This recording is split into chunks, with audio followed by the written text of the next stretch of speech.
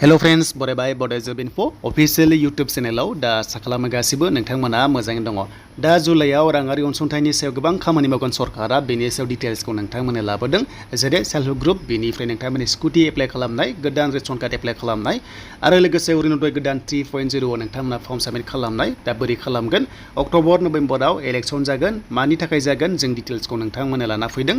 दा बेखायनो भिडिअखौ नोंथांमोना जोबजासिम नायबानो जाबाय, लोगोसे बुजिजोबगोन नायजोबा आरो जाय नोंथांमोना चेनेलाव गोदान साबस्क्राइब खालामना ला। जेब्लायबो सरकारि आसनि लन स्किम आरो लोगोसे साख्रिनि आपडेट नोंथांमोना नैबे चेनेलावहाय मोननो हागोन। दा गोबां कमेन्ट्स खालामना सोंहरदों जे स्कुटि स्किम माब्ला एप्लाइ जागोन आरो माब्ला मोननो हागोन बिनि सायाव डिटेल्सखौ जोङो नायग्रोनोसै। दा जाय नोंथांमोना गोदान नोंथांमोना हानायसेबां साबस्क्राइब खालामना लाबानो जाबाय, जाहाथे नेक्स्ट लेभेलाव गोदान आपडेट मोननो हायो। दा जों फार्स्टआवनो सारमारनि अफिसियेल साइटआव फैबाय आरो बेयाव फैनाय लोगो लोगो एडमिसन लेभेलनि एप्लाइ खालामनाया लास्ट डेटआ जोब्बाय। दा एडमिसननि प्रसेसा जागासिनो दङ। कलेज लेभेलाव जासिगोन, मेरिट लिस्ट ओंखारसिगोन, रेंक वाइसआव ओंखारसिगोन आरो बेखौ ओंखारनाय लोगो लोगो नोंथांमोना एडमिसना माने जासिगोन, जेरैहाय हायार सेकेन्डारि लेभेलाव, डिग्री लेभेलाव। स' बेखायनो गासैबो एडमिसन प्रसेसा जाखांनाय लोगो लोगोसो बिथांमोना प्रसेसआव लांगोन होनना बुंदों। जेरै नोंथांमोननि स्कुटि स्किम एप्लाइ खालामनाय हिन्जावसाफोरा 60%, हौवाफोरा 75%, बेखौ नांथारगोन। नाथाय नेक्स्ट लेभेलाव 75%आ कमन जासिगोन, हौवासाफोर हिन्जावसाफोर। स' बेखायनो बे खामानि जोबनाय लोगो लोगो एडमिसन प्रसेसा जोब्बासो नोंथांमोननि स्कुटि एप्लाइ खालामनाय स्किमाव फर्म साबमिट खालामनो हागोन आरो बे जानाय लोगो लोगो अनलाइन जानाय लोगो लोगो नोंथांमोना गोदान भिडिअ मोनगोन। स' नोंथांमोना गोदान भिडिअ मोनगोन। एन्ड बेनिफ्राय निजुत मयना योजना होननाय मोनसे स्किम ओंखारदोंमोन, जेराव हिन्जावसाफोरा 10 पास खालामनाया हमना ला 10,000 मोनगोन आरो 12 पास खालामनाया 12,500 मोनगोन। थिग बेबादिनो मान्थलिसो सोसिगोन, बेनो जाबाय 1,000, बेनिफ्राय 1,250 बेबादि टाइमावहाय सोसिगोन आरो बेखौ अक्ट'बरनि 11 थारिख जानाय लोगो लोगो सोसिगोन। डिग्री पास जानाया 25,000। दा बेबादिनो बेखौ 10 मासावहाय हमना ला 1,000, 1,250, बेनिफ्राय 2,500 बेबादि केएसडिआव सोगोन। दा बेखायनो केएसडि वाइसआवसो मोननो हासिगोन, अनलि हिन्जावफोराल' बेखौ मोनगोन। नाथाय स्कुटियाव हौवाफोराबो मोनगोन, नाथाय पार्सेन्टआ 75% नांथारगोन। दा बुजिबाय, नोंथांमोना एडमिसन प्रसेसा जोबनाय लोगो लोगोनो बेयाव गासिबो जाजोबसिगोन।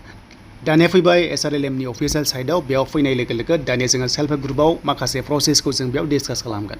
दा नोंथांमोना बयबो साबमिट खालामदों VO लेभेलनिफ्राय, सेलेब लेभेलनिफ्राय, बेनो जाबाय नोंथांमोननि SRLM अफिसाव, ब्लक अफिसाव। स' बेयाव दायो हमना ला नोंथांमोननि फर्म साबमिट खालामनाय हाबाफारिया सोलिगासिनो दङ। दा जायफ्रानोखि आपडेट जाबाय बा आपल'ड खालामबाय अफिसियेल पर्टेलाव, बिथांमोना मेसेज मोनबाय आरो दासिमबो मोनगासिनो दङ। दा जायफ्रा मोनाखै गोबां टेनसन जादोंमोन, नाथाय लासै लासै मोनलांगासिनो दङ। टेनसन दाला, नोंथांमोना मेसेजखौ मोनबाय थागोन। माने बे मेसेजआ मोनसे आइडिसो, अके, माने नोंनि एप्लिकेसन फर्मा साक्सेस जाबाय एबा नोंथांनि एप्लाइआ जाबाय। स' बेनिफ्राय नेक्स्ट प्रसेस दंबावो, बेनो जाबाय स्क्रुटिनि खालामगोन एबा नोंथांमोननि सार्भे जागोन। दा बे सार्भेखौ न' थांगोन ना थाङा बेखौ मिथिया, नाथाय सार्भे खालामनाय गाइडलाइन्सआव दङ जे नोंथांमोना गथ'आ 7 दं ना 3 दं, बे मोनसे गाइडलाइन्स। स' बेनिफ्राय फैबाय फैसाखौ माब्ला सोगोन। दाखालिसो मिनिस्टारा मोनसे आपडेट होदोंमोन जे जायखिजाया नोंथांमोननिया नैबे जुलाइआव गासैबो खामानिया जाजोबगोन। बेनिफ्राय जुलाइनि गेजेरनिफ्रायनो 15 आगस्तसिम नोंथांमोननि एकाउन्टआव जायखिजाया समावनो 10,000 रांखौहाय सोगोन होनना बुंदों। दा बेखायनो नैबे जुलाइ दाना फैथारसिगोन। दा जुनआ लास्ट उइक जाबाय, दा खामानिया सोलिगासिनो दङ। स' बेनिफ्राय जुलाइ दानावहाय मेक्सिमाम कमप्लिट जागोन। बेनिफ्राय 15 आगस्तनि सिगां एकाउन्टआव 10,000खौ सोगोन होनना बुंदों। मानोना बिथांमोना सोखागोन बायदि कन्डिसन, मानोना इलेक्सन फैगासिनो दङ। बेनो जाबाय अक्ट'बराव MCC नांगोन, बेनिफ्राय नभेम्बराव इलेक्सना जागोन आरो जेब्ला अक्ट'बर नभेम्बर जायो अब्लाथाय सरकारा जेबो स्किम लन आसनि खालामनो मोननाय नङा, मानोना इलेक्सननि गाइडलाइन्स दङ। स' बेखायनो बिथांमोना बिनि सिगां रांखौहाय सोनायनि टारगेटखौ लादों। थ' बेखायनो बुंदों 15 आगस्त सिगां बिथांमोना सेल्फ हेल्प ग्रुपआव रांखौ सोगोन होननानै। स' बेनिफ्राय फैबाय रेशन कार्ड। दा रेशन कार्डआवबो नोंथांमोना गोबां एप्लाइ खालामनो नेगासिनो दङ। दा रेशन कार्डनि अफिसियेल साइटआ बेनो, लिंकआ दङ डिसक्रिपसनाव। बेनिफ्राय रेशन कार्ड मोनसे अपसन मोनदों, नोंथांमोना बेयाव फैयोब्ला गासिबो गाइडलाइन्सखौ मोनगोन। दा बिथांमोना बुंनो आसाम स्टेटआव गासै 15 लाख रेशन कार्ड गोदान एप्लाइ खालामनो हागोन होनना बुंदों। मानोना बिथांमोनाहाय रेशन कार्डजों लोगोसे गोबां माखासे चान्सखौ होदों, जेरैहाय फ्रि ट्रिटमेन्ट खालामनो हानाय रेशन कार्ड थायोबा नोंथांमोना जुदि 15 लाख जना गोदान एप्लाइ खालामनो हायोबा बिथांमोनाहाय फ्रि ट्रिटमेन्ट एबा आयुष्मान कार्डबो मोनो, बेनो जाबाय 5 लाखसिम। बेनिफ्राय रेशन कार्ड थायोबा फिन कनसेप्टआव नोंथांमोना इजि जाहैलायबाय, बेनो जाबाय एप्लाइ खालामनो अरुणोदय 3.0। दा अरुणोदय 3.0खौबो गोदान एप्लाइ खालामनो नेगासिनो दङ। 15 लाखसिमहालागै बारायगोन नोंथांमोननि गोदान बेनिफिसियारिस। दा बेखायनो गासैबो डकुमेन्ट्सखौ नोंथांमोना रेडि खालामनांगोन।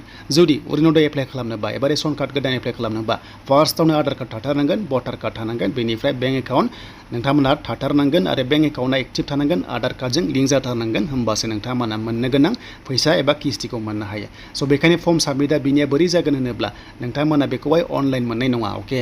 स' बेखौहाय नोंथांमोना रेशन कार्ड खालामनोबा जिखुनु जाया अरुणोदय खालामनोबा नोंथांमोना अफलाइनसो फर्म साबमिट खालामनांगोन आरो जेब्ला जायो नोंथांमोना आपडेटखौ मोननो हागोन। दानिया फैबाय बे फर्मआ माब्ला साबमिट जागोन। दा नायदो आं खिथाखाबाय अक्ट'बर नभेम्बराव पन्चायत इलेक्सन दङ। दा बिनि सिगां बिथांमोना टारगेट लादों जे मानोना गोबां खोथा थायो माखासे पलिटिकेल लाइनावहाय, दा बेखायनो बिथांमोना नैबे आगष्ट सेप्तेम्बरावनो अरुणोदय 3.0 होननायनि चान्सखौ नुहुरदों आरो जेब्ला फर्म साबमिटनि आपडेट फैयो नोंथांमोना मोननो हागोन। आरो बेनो जाबाय अफलाइनसो नोंथांमोना एप्लाइ खालामनांगोन, बेयो अनलाइन जानाय नङा। दा बेनोमोन नोंथांमोननि माखासे स्किम रिलेटेड भिडिअ। एन्ड नेक्स्टआव गोदान भिडिअ फैगोन, नोंथांमोना चेनेलावहाय नायबाय था जाहाथे बर' रावजों गासैबो आपडेट मोननो हायो। बेनो जाबाय बड' जब इनफ' अफिसियेल इउटुब चेनेलाव।